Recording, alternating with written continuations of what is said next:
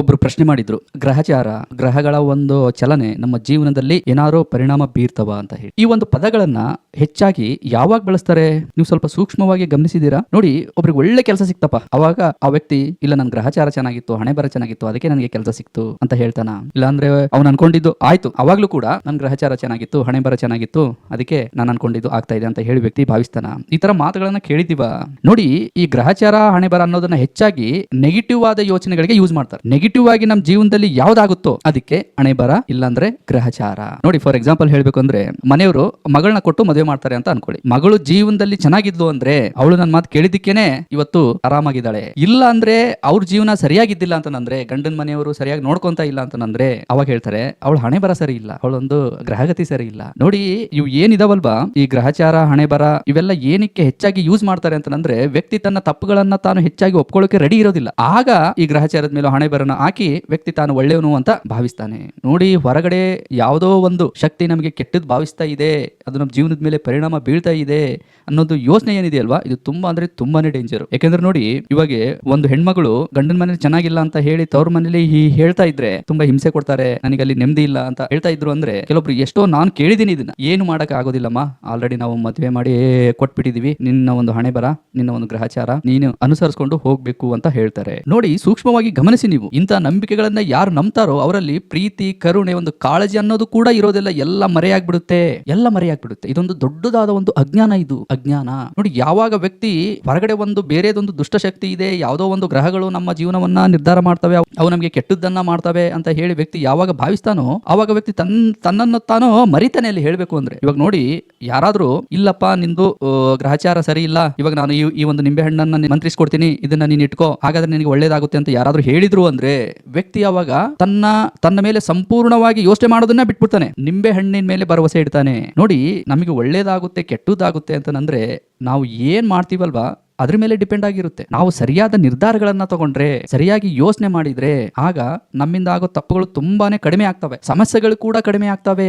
ಆದ್ರೆ ಇಲ್ಲಿ ವ್ಯಕ್ತಿ ಏನ್ ಮಾಡ್ತಾನೆ ಅಂತಂದ್ರೆ, ಇದು ಸ್ವಲ್ಪ ತುಂಬಾ ಕಷ್ಟವಾದ ಒಂದು ವಿಷಯ. ಇದು ತನ್ನ ಬಗ್ಗೆ ತಾನು ಯೋಚನೆ ಮಾಡೋದಿದೆಯಲ್ಲ, ಇದು ಸಾಮಾನ್ಯ ಅಲ್ಲ. ಇದು ತನ್ನಲ್ಲಿ ಆಗೋ ಒಂದು ಏನಾಗ್ತಾ ಇದೆ ಅನ್ನೋದನ್ನ ವ್ಯಕ್ತಿ ಗಮನಿಸೋದಿದೆಯಲ್ವಾ, ಇದು ಸಾಮಾನ್ಯ ಅಲ್ಲ. ಇದು ಸ್ವಲ್ಪ ತಲೆ ಕೆಲಸ, ಇದು ಸ್ವಲ್ಪ ಕಷ್ಟ ಆಗುತ್ತೆ. ಹಾಗಾಗಿನೇ ವ್ಯಕ್ತಿ ಏನ್ ಮಾಡ್ತಾನೆ ಅಂತಂದ್ರೆ, ಹೊರಗಡೆ ಯಾವುದೋ ಒಂದು ದುಷ್ಟಶಕ್ತಿ ಇದೆ, ಅದು ನಮಗೆ ಪರಿಣಾಮ ಬೀಳ್ತಾ ಇದೆ, ಇಲ್ಲಾಂದ್ರೆ ಯಾರಾದ್ರೂ ಏನಾದ್ರು ಒಂದು ನಿಯಮ ಹೇಳಿದ್ರು ಅಂದ್ರೆ ಅದನ್ನ ಸರಳವಾಗಿ ಮಾಡ್ಬಿಡ್ತಾನೆ. ಇಲ್ಲ, ನೀವು ಆ ದೇವರಿಗೆ ಅದು ಕೊಡಬೇಕು, ಇದು ಕೊಡಬೇಕು ಅಂತಂದ್ರೆ ಅದನ್ನ ಈಸಿಯಾಗಿ ಮಾಡ್ಬಿಡ್ತಾನೆ. ಆದ್ರೆ ತನ್ನ ಬಗ್ಗೆ ತಾನು ಯೋಚನೆ ಮಾಡೋದಿದೆಯಲ್ವಾ, ಇದು ತುಂಬಾ ಕಷ್ಟ. ಬಟ್ ಯೋಚನೆ ಮಾಡ್ಬೇಕು, ಮನುಷ್ಯ ಯೋಚನೆ ಮಾಡ್ಬೇಕು. ಇವಾಗ ನೋಡಿ, ಮನೆಯಲ್ಲಿ ಜಗಳ ಆಗ್ತಾ ಇದ್ದಾವೆ ಅಂತಂದ್ರೆ ಅಲ್ಲಿ ಅವರ ಒಂದು ಗ್ರಹಗತಿ ಹಣೆ ಬರ ಚೆನ್ನಾಗಿಲ್ಲ ಅಂತಲ್ಲ, ಅವರ ಒಂದು ಮನಸ್ಥಿತಿಗಳು ಸರಿಯಾಗಿಲ್ಲ, ಏನೋ ಒಂದು ತೊಂದರೆ ಆಗಿದೆ, ಅವರ ಒಂದು ಮನಸ್ಸಲ್ಲಿ ಏನೋ ಒಂದು ನೆಗೆಟಿವ್ ಆದ ಯೋಚನೆಗಳು ಹೋಗಿದ್ದಾವೆ. ಇದಕ್ಕೆ ಏನ್ ಮಾಡ್ಬೇಕು ಅಂದ್ರೆ, ಕೂತ್ಕೊಂಡು ಮಾತಾಡಿ ಸಮಸ್ಯೆ ಏನು ಅನ್ನೋದನ್ನ ಬಗೆಹರಿಸಬೇಕು. ಯಾವಾಗ ವ್ಯಕ್ತಿ ಸರಿಯಾಗಿ ಯೋಚನೆ ಮಾಡ್ತಾನೋ ಆಗ ಮಾತ್ರ ಅವನಲ್ಲಿ ಬದಲಾವಣೆ ಆಗೋಕೆ ಸಾಧ್ಯ.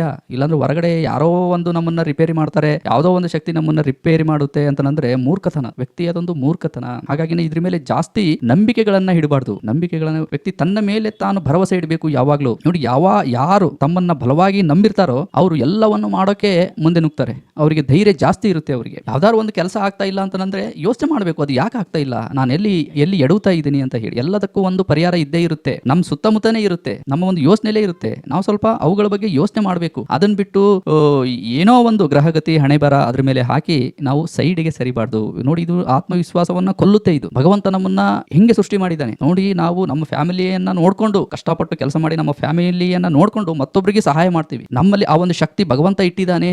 ಹಾಗಾಗಿನೇ ನಮಗೆ ಸ್ವಲ್ಪ ಮೋಟಿವೇಶನ್ ಬೇಕು, ಖಂಡಿತ ಬೇಕು. ನೋಡಿ, ಯಾರು ಮೋಟಿವೇಶನ್ ತಗೊಳ್ಳೋಕೆ ರೆಡಿ ಇರ್ತಾರೋ ಅವರು ಸಮಸ್ಯೆಗಳನ್ನ ತುಂಬಾ ಈಸಿಯಾಗಿ ಬಗೆಹರಿಸ್ಕೊಂತಾರೆ. ಇಲ್ಲ, ನನಗೆ ಎಲ್ಲಾ ಗೊತ್ತು, ನನಗೆ ಯಾರು ಮೋಟಿವೇಶನ್ ಬೇಡ ಅಂತ ಯಾರು ಅನ್ಕೊಂತಾರಲ್ವಾ ಅವರು ಇದ್ದಲ್ಲೇ ಇರ್ತಾರೆ, ಬಾವಿಯಲ್ಲಿರೋ ಕಪ್ಪೆ ಹಾಕಿ. ಇದೊಂದು ಅಹಂಕಾರ, ಇದು ವ್ಯಕ್ತಿಯ ಒಂದು ಅಹಂಕಾರ. ಇದನ್ನ ಬಿಟ್ಬಿಡ್ಬೇಕು. ಈ ಗ್ರಹಗಳ ಒಂದು ಚಲನೆ ಮನುಷ್ಯನ ಒಂದು ಜೀವನದಲ್ಲಿ ಹೇಗೆ ಪರಿಣಾಮ ಬೀಳುತ್ತೆ, ಇದು ಒಂದು ಯೋಚನೆ ಹೇಗೆ ಹುಟ್ಟಿತು ಅಂದ್ರೆ, ನೋಡಿ, ಅವಾಗೆಲ್ಲ ತುಂಬಾ ಹಿಂದಿನ ಕಾಲದಲ್ಲಿ ಜನರು ಅವ್ರ ಜೀವನದಲ್ಲಿ ಏನಾರು ಒಂದು ಸಮಸ್ಯೆಗಳು ಬಂದು ಅಂದ್ರೆ, ಪ್ರಕೃತಿಯಲ್ಲಿ ಏನಾರು ಒಂದು ಬದಲಾವಣೆ ಆಯ್ತು ಅಂತಂದ್ರೆ ಅದು ದೊಡ್ಡದೊಂದು ಪಾಪ, ನಾವೆಲ್ಲ ಪಾಪಿಗಳು, ದೇವರು ನಮ್ಮ ಮೇಲೆ ಕೋಪ ಮಾಡ್ಕೊಂಡಿದ್ದಾನೆ ಅಂತ ಹೇಳಿ ಭಾವಿಸ್ತಿದ್ರು. ಇವಾಗ ನೋಡಿ, ಹೆಚ್ಚಾಗಿ ಬರಗಾಲ ಬಂತು ಅಂದ್ರೆ ತುಂಬಾ ದಿವಸ ಮಳೆನೇ ಬೀಳಲಿಲ್ಲ, ಮತ್ತೆ ಹೆಚ್ಚಾಗಿ ಬಿಸಿಲಾಯ್ತು ಅಂತಂದ್ರೆ ಈ ಒಂದು ಪ್ರಳಯ ಇವು ಆಗ್ತಾ ಇರ್ತಾವಲ್ವಾ, ಅವನ್ನೆಲ್ಲ ನೋಡಿ ವ್ಯಕ್ತಿ ಏನ್ ಅನ್ಕೊಂಡ ಅಂತಂದ್ರೆ ಮೇಲೆ ನೋಡೋಕ್ ಶುರು ಮಾಡಿ ಮೇಲ್ಗಡೆ ಗ್ರಹಗಳಿದಾವೆ, ಅವುಗಳು ಸುತ್ತೋದ್ರಿಂದ ಅವು ನಮ್ಮ ಭೂಮಿಯ ಮೇಲೆ ಪ್ರಭಾವ ಬೀರ್ತವೆ, ನಮ್ಮ ಒಂದು ಜೀವನದ ಮೇಲೆ, ನಮ್ಮ ಯೋಚನೆದ ಮೇಲೆ ಪ್ರಭಾವ ಬೀರ್ತವೆ ಅಂತ ಯೋಚಿಸೋಕೆ ಶುರು ಮಾಡಿದ. ಹೀಗೆ ಮುಂದೆ ಹೋಗ್ತಾ ಹೋಗ್ತಾ ಹೋಗ್ತಾ ಅವ್ರ ಜೀವನದಲ್ಲಿ ಏನೇ ಕಷ್ಟ ಬರಲಿ, ಅವರು ಅನ್ಕೊಂಡಿರೋದಿಲ್ಲ ಅಂತ ಕಷ್ಟಗಳು ಬಂದೇ ಬರ್ತವೆ ಸಾಮಾನ್ಯವಾಗಿ. ಯಾಕಂದ್ರೆ ನೋಡಿ, ದೇವರು ಕೆಲವೊಂದ್ಸಲ ಪರೀಕ್ಷೆ ಮಾಡ್ತಿರ್ತಾನೆ. ಕಷ್ಟಗಳು ಬರೋದು ಸಾಮಾನ್ಯ. ಬಟ್ ಹಿಂದಿನ ಕಾಲದಲ್ಲಿ ಇವನ್ನೆಲ್ಲ ತುಂಬಾ ಕೆಟ್ಟದಾಗಿ ಭಾವಿಸ್ತಿದ್ರು. ಆಗ ವ್ಯಕ್ತಿ ಜೀವನದಲ್ಲಿ ಏನಾರು ಒಂದು ಸಮಸ್ಯೆ ಬಂತು ಅಂದ್ರೆ, ಅನಾರೋಗ್ಯ ಬಂತು ಅಂದ್ರೆ, ಮತ್ತೆ ತಾನು ಹಾಕಿರೋ ಬೆಳೆ ಏನಾರು ಬರಲಿಲ್ಲ ಅಂತಂದ್ರೆ, ಬರಗಾಲ ಬಂತು ಅಂತಂದ್ರೆ, ದೇವರು ನಮ್ಮ ಮೇಲೆ ಕೋಪ ಮಾಡ್ಕೊಂಡಿದ್ದಾನೆ, ಈ ಒಂದು ಗ್ರಹಗಳು ನಮ್ಮ ಒಂದು ಜೀವನದ ಮೇಲೆ ಪ್ರಭಾವ ಬೀರ್ತಾ ಇದಾವೆ ಅಂತ ಹೇಳಿ ಭಾವಿಸಿದ. ಇದ್ರ ಹಿಂದೆ ಇರೋ ಸತ್ಯ ಅಂದ್ರೆ ಇಷ್ಟೇ ಸ್ನೇಹಿತರೆ. ಆದ್ರೆ ಇದು ವಾಸ್ತವದಲ್ಲಿ ನಿಜಾನ ಅಲ್ಲ, ಕೇವಲ ವ್ಯಕ್ತಿಯ ಒಂದು ಕಲ್ಪನೆ ಮಾತ್ರ. ನೋಡಿ, ನೀವು ಸುಮ್ಮನೆ ಹಂಗೆ ಯೋಚನೆ ಮಾಡಿ, ಕೋಟ್ಯಾಂತರ ಕಿಲೋಮೀಟರ್ ದೂರದಲ್ಲಿರೋ ನಕ್ಷತ್ರಗಳು ನಮ್ಮ ಯೋಚನೆ ಮೇಲೆ ಹೇಗೆ ಪ್ರಭಾವ ಬೀರೋಕೆ ಸಾಧ್ಯ? ಇನ್ನೊಂದೇನು ಅಂದ್ರೆ ಸ್ನೇಹಿತರೆ, ನಾನ್ ಹೇಳೋದು, ಈ ಒಂದು ಯೋಚನೆಗಳು ಯಾಕೆ ಬರ್ತಾವೆ ಅಂತಂದ್ರೆ, ಮನುಷ್ಯ ಭಗವಂತನನ್ನ ಬಿಟ್ಬಿಟ್ಟಿದ್ದಾನೆ, ದೇವರನ್ನ ಬಿಟ್ಬಿಟ್ಟಿದ್ದಾನೆ. ನೋಡಿ, ಗ್ರಹಗಳು ಸುತ್ತುತ್ತಾ ಇದಾವೆ, ಈ ಭೂಮಿ ತಿರುಗ್ತಾ ಇದೆ, ಸೂರ್ಯ ಬೆಳಕು ಕೊಡ್ತಾ ಇದ್ದಾನೆ ಅಂತಂದ್ರೆ, ಇವೆಲ್ಲ ಒಂದು ಸಿಸ್ಟಮೆಟಿಕ್ ಆಗಿ ನಡೀತಾ ಇದಾವೆ. ಇವು ಸಿಸ್ಟಮೆಟಿಕ್ ಆಗಿ ನಡೀತಾ ಇದಾವೆ ಅಂತಂದ್ರೆ, ಇದ್ರ ಹಿಂದೆ ಒಂದು ಶಕ್ತಿ ಇದ್ದೇ ಇದೆ. ಅದನ್ನೇ ನಾವು ದೇವರು ಅಂತ ಹೇಳಿ ಕರಿತೀವಿ. ನಾವು ಭರವಸೆ ಇಡಬೇಕಾಗಿರೋದು, ನಂಬಿಕೆ ಇಡಬೇಕಾಗಿರೋದು ಯಾವುದ್ರ ಮೇಲೆ? ಗ್ರಹಗಳನ್ನ ಯಾರು ಸೃಷ್ಟಿ ಮಾಡಿದಾನೋ, ಗ್ರಹಗಳನ್ನು ಸುತ್ತುವಂತೆ ಯಾವ ಒಂದು ಶಕ್ತಿ ಮಾಡಿದೆಯೋ, ಆ ಒಂದು ಶಕ್ತಿ ಮೇಲೆ ನಾವು ಸಂಪೂರ್ಣವಾಗಿ ಭರವಸೆ ಇಡಬೇಕು. ನೋಡಿ, ಗ್ರಹಗಳಿಗೆ ಶಕ್ತಿ ಇದೆಯಾ ಅಥವಾ ಗ್ರಹಗಳನ್ನು ಸೃಷ್ಟಿ ಮಾಡಿರೋ ಭಗವಂತನಿಗೆ ಹೆಚ್ಚಾಗಿ ಶಕ್ತಿ ಇರುತ್ತಾ? ಭಗವಂತ ಏನಾದ್ರು ನಮಗೆ ಕೆಟ್ಟದನ್ನ ಬಯಸೋಕೆ ಸಾಧ್ಯನಾ? ನೋಡಿ, ಪ್ರಕೃತಿ ನಮಗೆ ಎಷ್ಟೆಲ್ಲ ಸಹಾಯ ಮಾಡ್ತಾ ಇದೆ. ಭಗವಂತ ಪ್ರಕೃತಿ ನಮಗೆ ಕೊಡೋದ್ರ ಮುಖಾಂತರ ನಮ್ಮನ್ನ ಬದುಕಿಸ್ತಾ ಇದ್ದಾನೆ. ಅದ್ಭುತವಾದ ರಚನೆಗಳು ಇದಾವೆ. ನಾನು ತುಂಬಾ ಸರಿ ಇದನ್ನ ಹೇಳಿದ್ದೀನಿ, ಪ್ರತಿಯೊಂದು ವಿಡಿಯೋದಲ್ಲಿ ನಾನು ಇದನ್ನ ಹೇಳಿದ್ದೀನಿ. ಇಷ್ಟು ದೊಡ್ಡ ವ್ಯವಸ್ಥೆಯನ್ನು ಕೊಟ್ಟ ಭಗವಂತ ನಮಗೆ ಏನಾರು ಕೆಟ್ಟದ್ದನ್ನ ಬಯಸ್ತಾನ?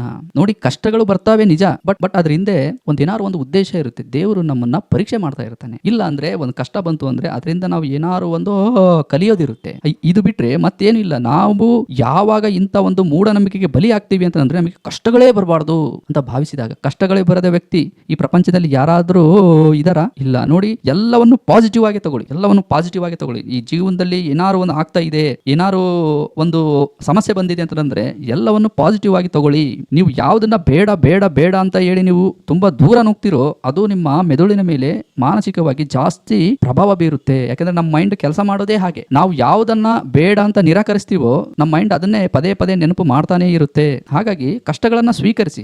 ದೇವರು ಇದನ್ನ ಕೊಟ್ಟಿದ್ದಾನೆ, ನಾನು ಇದನ್ನ ಹೇಗೆ ಬಗೆಹರಿಸಬೇಕು ಅನ್ನೋದನ್ನ ಯೋಚನೆ ಮಾಡಿ. ನೋಡಿ, ಕಷ್ಟ ಕೊಟ್ಟಿರೋ ಭಗವಂತ ಅದನ್ನ ಹೇಗೆ ಪರಿಹಾರ ಮಾಡ್ಕೋಬೇಕು ಅಂತ ಬುದ್ಧಿಶಕ್ತಿನೂ ಕೊಟ್ಟಿದ್ದಾನಲ್ವಾ? ನಾವು ಇದ್ರ ಬಗ್ಗೆ ನಾವು ಸ್ವಲ್ಪ ಯೋಚನೆ ಮಾಡ್ಬೇಕಲ್ವಾ? ಹಾಗಾಗಿ ಸ್ನೇಹಿತರೆ, ಮುಖ್ಯವಾಗಿ ಭರವಸೆ ಇಡಬೇಕಾಗಿರೋದು ನಿಮ್ಮ ಮೇಲೆ, ನಿಮ್ಮ ಒಂದು ಯೋಚನೆಗಳ ಮೇಲೆ. ನಿಮ್ಮ ಮನೇಲಿ ಏನಾರು ಒಂದು ಸಮಸ್ಯೆ ಆಗಿದೆ, ಏನಾರು ಒಂದು ಜಗಳ ಆಗ್ತಾ ಇದೆ ಅಂತಂದ್ರೆ, ವ್ಯಕ್ತಿಯ ಮನಸ್ಥಿತಿಗಳು ಸರಿ ಇಲ್ಲ ಅಂತ ಅರ್ಥ. ಅಲ್ಲಿ ಯಾವುದೋ ಒಂದು ದಿಕ್ಕು ಸರಿ ಇಲ್ಲ, ಯಾವುದೋ ಒಂದು ನಮ್ಮ ರೂಮ್ ಸರಿ ಇಲ್ಲ, ಯಾವುದೋ ಒಂದು ಗ್ರಹಗಳು ಸರಿ ಇಲ್ಲ, ಹಣೆ ಬರ ಸರಿ ಇಲ್ಲ ಅಂತ ಅರ್ಥ ಅಲ್ಲ. ವ್ಯಕ್ತಿ ಹೆಚ್ಚಾಗಿ ಜಗಳ ಮಾಡ್ತಾ ಇದ್ದಾರೆ, ಅಲ್ಲಿ ಮನಸ್ಥಿತಿಗಳು ಸರಿ ಇಲ್ಲ ಅಂತಂದ್ರೆ ವ್ಯಕ್ತಿಯ ಆಲೋಚನೆಗಳು ಅಲ್ಲಿ ಬದಲಾಗ್ತಾ ಇದ್ದಾವೆ. ಮತ್ತೆ ಇನ್ನೊಂದೇನು ಅಂದ್ರೆ, ಪ್ರತಿಯೊಂದನ್ನು ಪಾಸಿಟಿವ್ ಆಗಿ ತಗೊಳ್ಳಿ. ದೇವರ ಮೇಲೆ ನಂಬಿಕೆ ಇಡಿ. ಭಗವಂತನಿಗಿಂತ ಶಕ್ತಿಶಾಲಿಯಾದದ್ದು ಬೇರೆ ಯಾವ್ದಾದ್ರೂ ಇದೆಯಾ? ನೋಡಿ, ಇಡೀ ಬ್ರಹ್ಮಾಂಡವನ್ನೇ ಸೃಷ್ಟಿ ಮಾಡಿರೋ ಭಗವಂತನ ಮೇಲೆ ನಂಬಿಕೆ ಇಟ್ಟಿವಿ ಅಂತಂದ್ರೆ, ನಾವು ಸಣ್ಣ ಪುಟ್ಟ ಕಷ್ಟಗಳಿಗೆ ಹೆದರೋದೇ ಇಲ್ಲ, ಖಂಡಿತ ಹೆದರೋದಿಲ್ಲ. ಯಾಕಂದ್ರೆ ಎಲ್ಲವನ್ನು ಸೃಷ್ಟಿ ಮಾಡಿರೋ ಭಗವಂತ ನಮ್ಮ ಒಂದು ಸಮಸ್ಯೆನ ಬಗೆಹರಿಸೋಕೆ ಏನಾರು ಒಂದು ಸಣ್ಣ ದಾರಿ ತೋರಿಸೋದಿಲ್ವಾ? ಖಂಡಿತ ತೋರಿಸ್ತಾನೆ. ಹಾಗಾಗಿ ಇಂಥ ನಂಬಿಕೆಗಳಿಂದ ದೂರ ಇದ್ದು, ಮೊದಲನೇದೇನಂದ್ರೆ ನಮ್ಮ ಮೇಲೆ ನಮಗೆ ಭರವಸೆ ಇಡಬೇಕು.